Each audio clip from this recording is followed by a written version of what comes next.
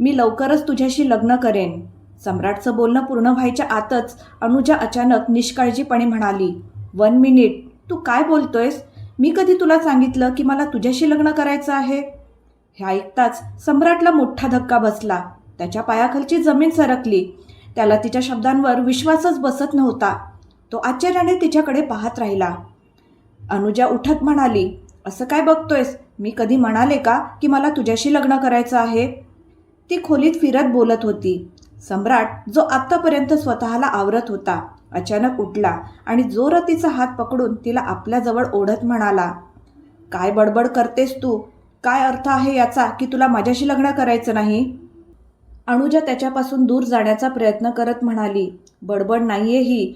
मला नाही करायचं तुझ्याशी कोणतंही लग्न वग्न. सम्राट हादरून म्हणाला, पण तू माझ्यावर प्रेम करत होतीस ना? अनुजाने त्याचा हात झटकला आणि म्हणाली, लव? काय लग्न लग्न लावलंयस तू? मी माझ्या पप्पीलाही लव करते, तर त्याच्याशीही लग्न करायचं का? आणि तुझ्याशीच काय, मला कोणाशीही लग्न करायचं नाही. माझे स्वतःचे काही स्वप्न आहेत. मला आयुष्यात काहीतरी बनायचं आहे. आणि तू आहेस की सतत लग्नाचीच रट लावून बसलायस. सम्राट आपलं भान हरवून तिच्याकडे जातो. तिच्या केसांना पकडून तिला आपल्या जवळ ओढत तो रागाने म्हणतो, मग तू माझ्या इतकी जवळ का आलीस? माझ्या दगडासारख्या हृदयात प्रेम का निर्माण केलंस? तो तिच्यावर ओरडत होता. अनुजा मात्र सहजपणे म्हणाली, ओ कमॉन, काही दिवस तुझ्यासोबत हसून बोलले, थोडा टाइमपास केला, त्यात एवढं काय झालं? ती अजून बोलणार इतक्यात सम्राटने जोरात तिच्या गालावर थापड मारली. क्षणभर संपूर्ण खोलीत शांतता पसरली. अनुजा गालावर हात ठेवून त्याच्याकडे पाहत होती.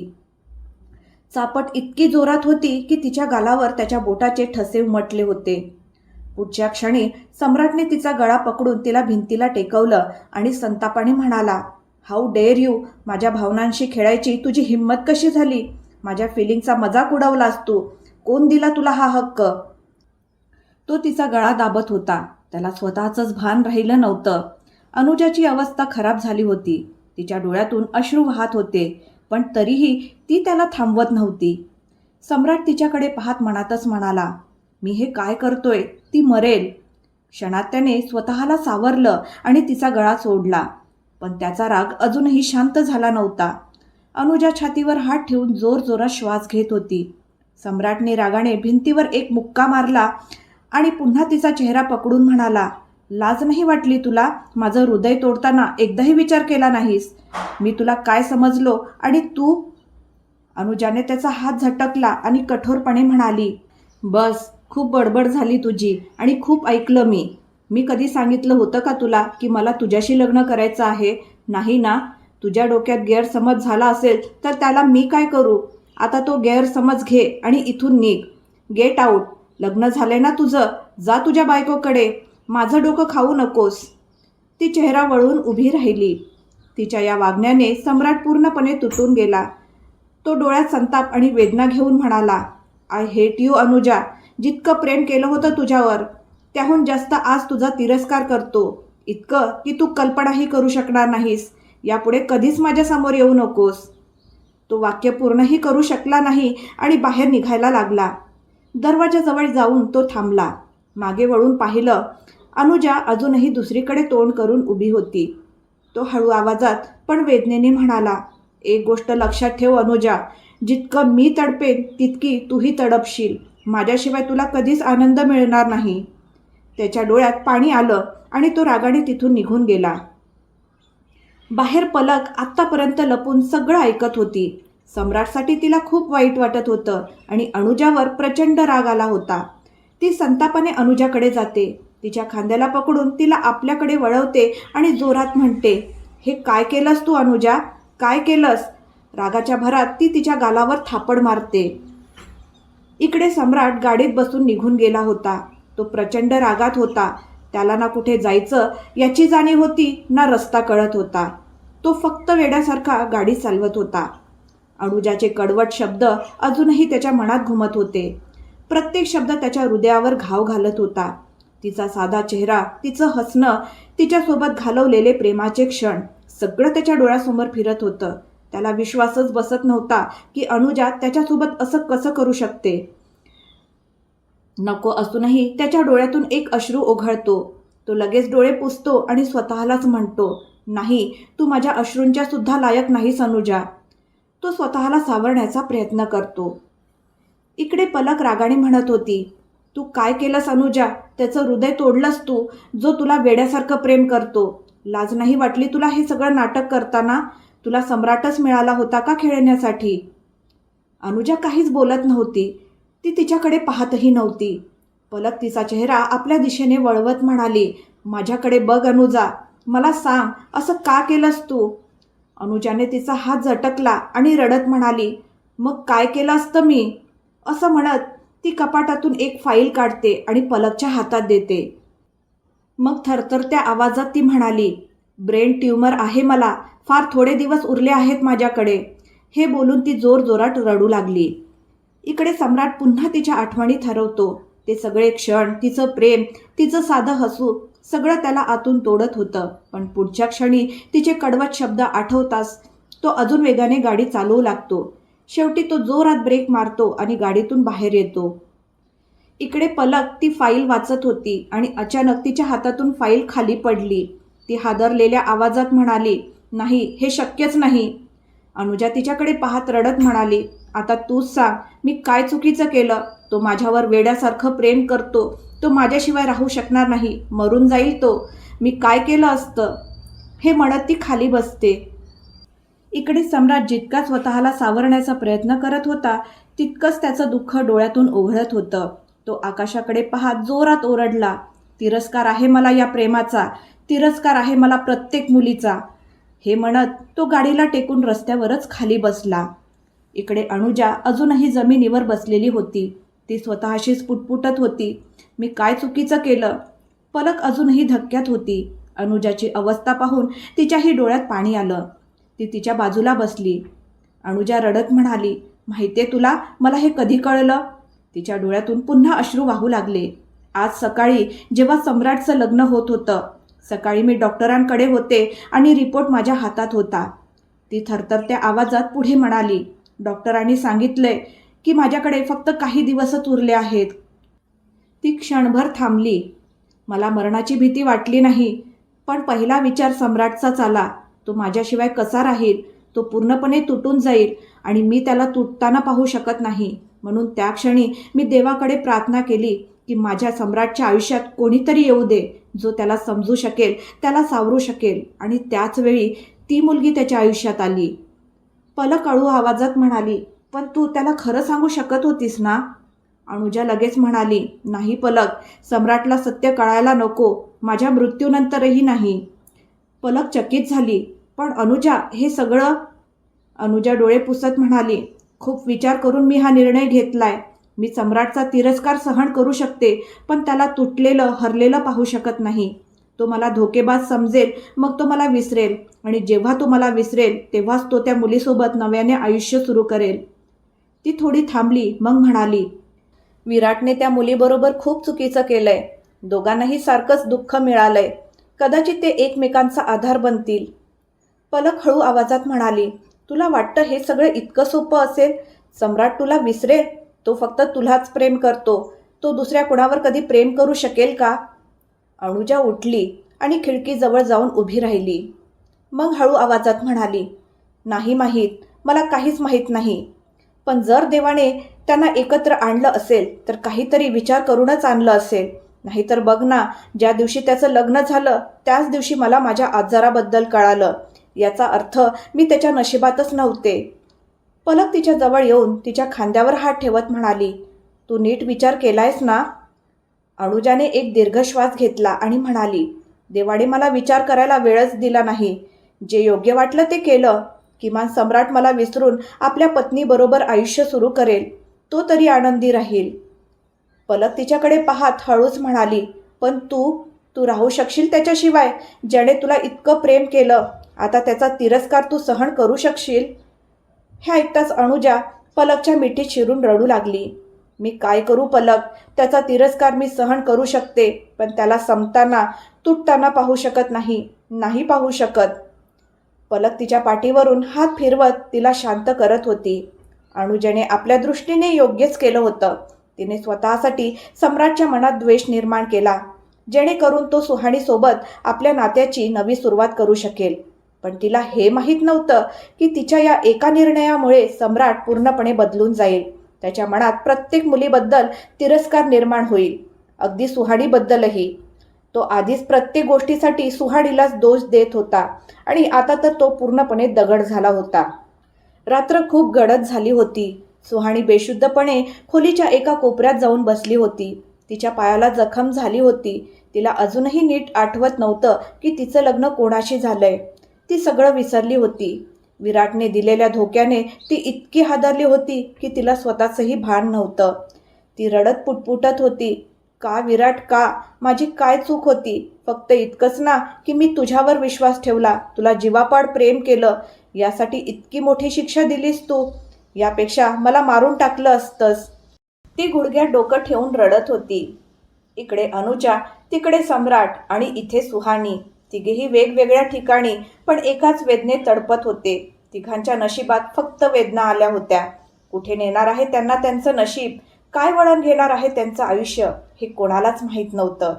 पण ज्या विराटसाठी सुहाणी तडपत होती तो मात्र आपल्या आयुष्यात खुश होता. तिचा विचारही त्याच्या मनात नव्हता. पहाट जवळ येत होती. सम्राट संपूर्ण रात्र घरी परतलाच नव्हता. इकडे पलकने कसंबसं अनुजाला शांत करून झोपवलं. सुहाणी ही रडता रडता जमिनीवरच झोपून गेली होती. सकाळ होत आली. सम्राट उठला आणि गाडीतून पाण्याची बाटली काढून त्याने चेहरा धुतला. त्याच्या चेहऱ्यावर आता फक्त राग दिसत होता. त्याच्या मनातला कोमल कोपरा अनुजाने नकळत संपवून टाकला होता. तो आता पूर्णपणे दगड झाला होता, ज्याच्या आत इतका तिरस्कार भरला होता की कुणी कल्पनाही करू शकणार नाही. तो गाडी स्टार्ट करून आपल्या घरी निघून गेला. हा आधीचा सम्राट नव्हता, आता तो पूर्णपणे बदलला होता. आणि तिकडे लंडनमध्ये रात्र पसरत होती. विराट एका डिस्कोमध्ये ड्रिंकवर ड्रिंक घेत होता. इतकं पिऊनही तो स्वतःला सावरून होता. थोड्याच वेळात तो डान्स फ्लोअरवर एका मुलीसोबत नाचत होता. दोघं खूप जवळ येऊन नाचत होते. त्या मुलीनेही खूप ड्रिंक केलं होतं. तीही त्याच्या जवळ येत होती. विराट तिच्या कमरेत हात घालून तिला अजून जवळ ओढत होता. दोघांमध्ये कोणतंही अंतर उरलं नव्हतं. त्या मुलीनेही त्याच्या गळ्यात हात टाकले आणि ती त्याच्या अजूनच जवळ सरकली. विराट तिच्या कमरेला घट्ट पकडत मनात म्हणत होता, चला आजच्या रात्रीची सोय तर झाली, असं म्हणत त्याच्या चेहऱ्यावर एक कपटी हास्य आलं. इकडे भारतात सम्राट जोरात गाडी चालवत घरी पोहोचतो. तो अचानक ब्रेक मारतो. त्याचे आजोबा रघुवीरजी पूर्ण रात्र जागेच होते. गाडीचा आवाज ऐकून ते खिडकीतून बाहेर पाहतात. त्यांना सम्राट खूप रागात घरात जाताना दिसतो. तो थेट आपल्या खोलीत निघून जातो. रघुवीरजी स्वतःशीच म्हणतात, कधी शांत होणार हा मुलगा, कधी माझं ऐकेल. पण मी त्या मुलीवर अन्याय होऊ देणार नाही, काहीही झालं तरी, असं म्हणत ते कपाटातून काही कागद काढतात. इकडे सुहाणी थंडीने कुडकुडत जमिनीवर पडली होती. तिच्या गालावर अश्रूचे व्रण स्पष्ट दिसत होते. तिचा दुपट्टा कुठेतरी पडला होता. कपडे विस्कटलेले होते. केस चेहऱ्यावर आले होते. गळ्यातलं मंगळसूत्र खाली झुकून जमिनीला लागलं होतं. तितक्यात सम्राट खोलीत येतो. तो आतापर्यंत सुहाणीला पूर्णपणे विसरला होता. खोलीत हलकासा प्रकाश होता. तो लाईट लावतो आणि मागे वळताच त्याची नजर सुहाणीवर जाते. तिला पाहताच त्याला पुन्हा जबरदस्तीचं लग्न आठवतं. तो रागाने म्हणतो, ही मुलगी माझ्या आयुष्यात आल्यापासून सगळं संपत चाललंय. माझ्या प्रत्येक गोष्टीची जबाबदार हीच आहे. हिला माझ्या आयुष्यात राहायचा काहीच हक्क नाही. रागात त्याचं स्वतःवरचं नियंत्रण हरवत जात होतं आणि पुन्हा तिच्याबद्दल तिरस्कार वाढत चालला होता. तो चेहरा वळवतो, पण पुढच्या क्षणी त्याची नजर तिच्या विस्कटलेल्या अवस्थेकडे जाते. तो लगेच नजर दूर करतो. बेडवरचं ब्लँकेट उचलून तिच्या अंगावर टाकतो आणि स्टडी रूममध्ये जाऊन बसतो. काही तासात सकाळ होते आणि तिकडे लंडनमध्ये रात्र अजून गडद होत जाते. रात्रीच्या त्या अंधारात विराट त्या मुलीसोबत आपल्या बेडवर होता. दोघेही पूर्णपणे धुंद झाले होते आणि एकमेकांच्या अत्यंत जवळ होते. ते उत्कटतेने एकमेकांचे चुंबन घेत होते. हळूहळू विराटने त्या मुलीचे कपडे काढले. तिचं शरीर आता त्याच्यासमोर पूर्णपणे उघडं पडलं होतं आणि त्याला हवं तसं त्याने तिला आपल्या अधीन करून घेतलं. हाच तो खरा विराट, हाच त्याचा मूळ चेहरा, तोच माणूस ज्यामुळे सुहाणी दुःखाने अर्धमेल्या अवस्थेत पोहोचली होती. तरीही तो आपल्या या रंगेल मौजमजेत पूर्णपणे सुखी आणि मग्न होता. त्याच्या मनात सुहाणीची आठवण तर सोडाच, तिचा लवलेशही उरला नव्हता. इकडे सम्राटने आपले सगळे भाव मनात दाबून ठेवले होते. ना हसू ना रडणं. अनुजाबद्दलही तो विचार करत नव्हता. स्वतःला कसं सांभाळायचं हे त्याला माहीत होतं. नेहमीप्रमाणे तो एक्सरसाइज करण्यासाठी छतावर जाण्यासाठी स्टडी रूममधून बाहेर येतो. खोलीत येताच त्याची नजर पुन्हा सुहानीवर पडते. ती ब्लँकेटमध्ये गुंडाळून जमिनीवर झोपलेली होती. तिला या अवस्थेत पाहून त्याला थोडंसं वाईट वाटतं. मनात कितीही राग असला तरी माणुसकी अजून जिवंत होती. तो तिच्या जवळ येऊन म्हणाला, ए मुली, ऐकतेस का? तो तिच्या चेहऱ्याकडे पाहतो आणि क्षणभर त्याची नजर थांबते. ती खूप निरागस दिसत होती. तिच्या गालावर सुकलेल्या अश्रूचे ठसे तिची अवस्था सांगत होते.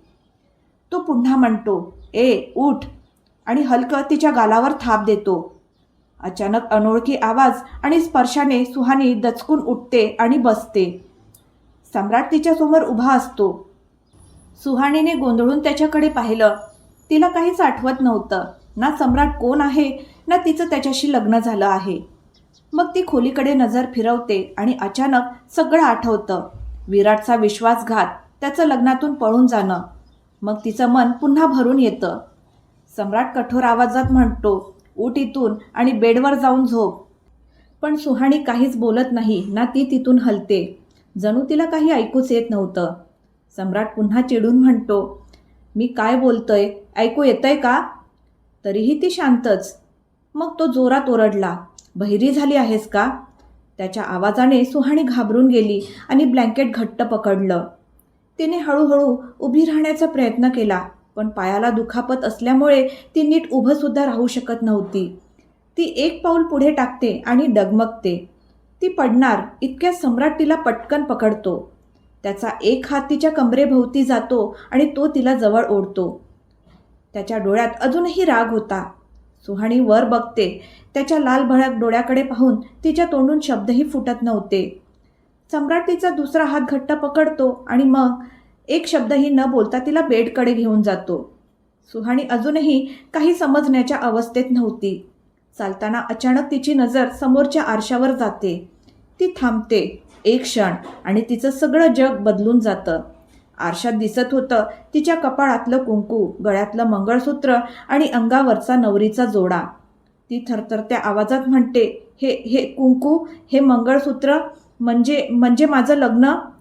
ती घाबरून मागे सरकते. डोळे मोठे होतात. पण विराट तर मला सोडून गेला. मग माझं लग्न कोणाशी झालं? ती आता पूर्णपणे ताबा गमावते आणि वेड्यासारखी बोलू लागते. हे ऐकून सम्राटचा राग पुन्हा भडकतो. त्यालाही त्याचं जबरदस्तीचं लग्न आठवतं आणि अनुजाचा विश्वासघातही. त्याच्या मुठी घट्ट आवळतात. तो स्वतःचा राग आवरण्याचा प्रयत्न करत होता, पण सुहानी अजूनही थांबत नव्हती. सम्राट तिच्याकडे जातो आणि तिचा चेहरा आपल्या दिशेने वळवत कठोर आवाजात म्हणतो, बस कर हा वेडेपणा. पण सुहानी पूर्णपणे तुटलेली होती. ती मोठ्या घाबरलेल्या डोळ्यांनी त्याच्याकडे पाहत ओरडते, कोणाशी झाले माझं लग्न? तुम्ही कोण आहात? हे घर कोणाचं आहे? मला खरं जाणून घ्यायचं आहे, सांगा मला. ती जवळजवळ किंचाळत होती. सम्राटचा संयम संपतो. तोही रागाने गरजतो, माझ्याशी झाले तुझं लग्न, तेही माझ्या मर्जीशिवाय. जबरदस्तीने लादलं गेले तुला माझ्यावर. माझं आयुष्य खराब केलंस तू. मी तुला पसंत करत नाही, ना तुला माझी बायको मानतो आणि कधीच मानणारही नाही. ऐकलंस तू? तो तिच्या हातावरची पकड अजून घट्ट करतो. ज्या दिवसापासून तू माझ्या आयुष्यात आली आहेस, सगळं बर्बाद झालंय माझं. प्रत्येक क्षण, प्रत्येक गोष्ट, सगळं. त्याच्या डोळ्यात राग धगधगत होता आणि सुहानी डोळ्यात अश्रू घेऊन त्याच्याकडे पाहत होती. त्याचा आवाज अधिक कठोर झाला होता. मी मानत नाही हे जबरदस्तीचं लग्न आणि कधीच तुला माझी पत्नी म्हणून स्वीकारणार नाही. तिरस्कार आहे मला तुझा. जर तू विराटशी लग्नासाठी हट्ट केला नसतास तर तो पळाला नसता आणि मला तुझ्याशी लग्न करावं लागलं नसतं. तो संतापाने ओरडला, निघून जा माझ्या नजरेसमोरून, माझ्या आयुष्यातून, माझ्या जगातून. कुठेही जा, पण इथून निघून जा. सम्राटचा प्रत्येक शब्द सुहानीच्या हृदयावर एखाद्या खंजिरासारखा प्रहार करत होता. तिच्या डोळ्यातून अश्रू ओघळून गालावर शांतपणे वाहत होते. ते अश्रू पाहताच सम्राटला थोडं भान आलं. त्याला जाणवलं तो आपला सगळा राग तिच्यावर काढत आहे. त्याची पकड अजूनही तिच्या हातावर घट्ट होती आणि तिचा हात लाल झाला होता. तो लगेच तिचा हात सोडतो आणि चेहरा दुसरीकडे वळवून हात बांधून उभा राहतो. जणू तो स्वतःच्या रागावर ताबा मिळवण्याचा प्रयत्न करत होता. सुहाणी मात्र पूर्णपणे तुटून गेली होती. ती हळूच जाऊन बेडवर बसली. तिच्या मनात एकच विचार घुमत होता, माझ्या स्वतःच्या लोकांनी सगळं माहीत असूनही माझं लग्न दुसऱ्याशी लावून दिलं. तिच्यासाठी हा सगळा धक्का एका विश्वासघातासारखाच होता. ती हलक्या आवाजात पुटपुटली, हे हे कसं शक्य आहे? सम्राट एक कटाक्ष तिच्यावर टाकतो आणि काहीही न बोलता खोलीतून बाहेर निघून जातो. मग तो छतावर जाऊन पंचिंग बॅग समोर उभा राहतो आणि रागाने त्या पंचिंग बॅगवर मुक्के मारू लागतो. जणू प्रत्येक प्रहारात तो आपल्या वेदना बाहेर काढत होता. कारण तुटलेलं हृदय फक्त सुहाणीचंच नव्हतं तर सम्राटचंही होतं, तेही खूप खोलवर जखमी झालेलं. हीच ती सकाळ ज्यावेळी अनुजा त्याला फोन करून गुड मॉर्निंग म्हणायची. पण आज सगळंच बदललं होतं. वेळ, परिस्थिती आणि त्यांचं नातं सुद्धा. सम्राटचं मन अस्वस्थ होतं, पण तो लगेच स्वतःला सावरतो आणि पुन्हा जोरात पंचिंग बॅगवर प्रहार करू लागतो. इकडे अनुजाही उठली होती, पण निश्चिलपणे बेडवर पडून होती. तिचा चेहरा पिकट पडला होता, डोळे रडून सुजलेले. तिच्या हातात फोन होता आणि त्यात ती सम्राटसोबतचे फोटो पाहत होती. तिचं हृदय आतून तुटत होतं. सर्वात मोठा आघात तर नियतीनेच दिला होता, तो भीषण आजार ज्याबद्दल ती सम्राटला सांगूही शकत नव्हती. सम्राटचा द्वेष आणि तिचं एकटेपण, हे सगळं तिला एकटीने सहन करायचं होतं. तिची बोटं थरथरत होती सम्राटचा नंबर डायल करण्यासाठी. ती वारंवार फोन उघडते आणि त्याचा नंबर पाहते, पण थांबते. शेवटी ती स्वतःलाच आवरते आणि सगळ्या भावना मनातच दाबून टाकते. ती शेवटचं एकदा त्याचे फोटो पाहते आणि एक एक करून सगळे डिलीट करून टाकते. प्रत्येक फोटोसोबत तिचं हृदय पुन्हा पुन्हा तुटत होतं आणि तिचे अश्रू पुन्हा एकदा तिच्या उशीत मावळत होते. खरंच कधी सम्राट सुहाणीला आपली पत्नी म्हणून स्वीकारेल का? सुहाणी विराटला विसरू शकेल का? आणि या जबरदस्तीच्या नात्याला कधी प्रेमाचं रूप मिळेल का? पुढे काय होईल हे जाणून घेण्यासाठी वाचत रहा माय फोर्स मॅरेज. भेटूया पुढच्या भागात. आजचा भाग तुम्हाला कसा वाटला मला कमेंट करून नक्की सांगा आणि आवडला असेल तर लाईक करा, शेअर करा आणि माझ्या चॅनलला सबस्क्राईब करायला मात्र विसरू नका. धन्यवाद.